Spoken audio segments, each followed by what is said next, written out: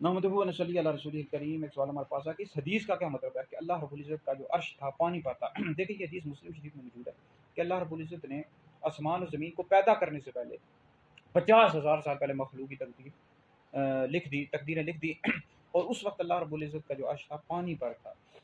तो पानी पर था, इससे क्या मुराद है? अल्लाह का जो अर्श था पानी पर था, इससे ये समुंदर का पानी मुराद नहीं है जिसको हम देखते हैं, बल्कि इससे मुराद कुदरती पानी मुराद है। ठीक है जी। तो ये चीज़ें मुतशाबिहात में से हैं। अब इस पर हमारा ईमान है। अभी इससे क्या मुराद है कि अल्लाह का अर्श पानी पर था, तो इससे या तो अल्लाह ताला जानता है या उसका रसूल बेहतर जानता है। तो ये चीज़ें मुतशाबिहात में से हमारा इन पर ईमान है। और दूसरी बात यह है कि इससे ये मुराद नहीं है कि अल्लाह का जो अर्श था पानी पर रखा हुआ था, बल्कि जैसे ज़मीन के ऊपर आसमान है। आप देखें ज़मीन और आसमान के दरमियान कितना फासला है।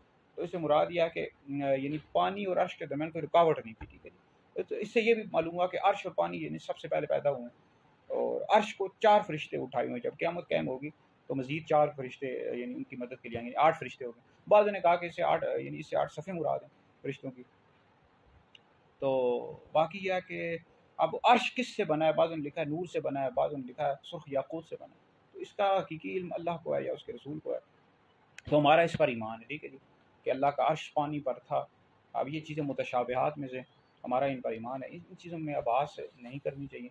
बस जितना किताब में अहादीस में आया या मुहद्दिसीन ने लिखा है उसी के मुताबिक ही अमल करना चाहिए, उसी पर ही ईमान रखना चाहिए।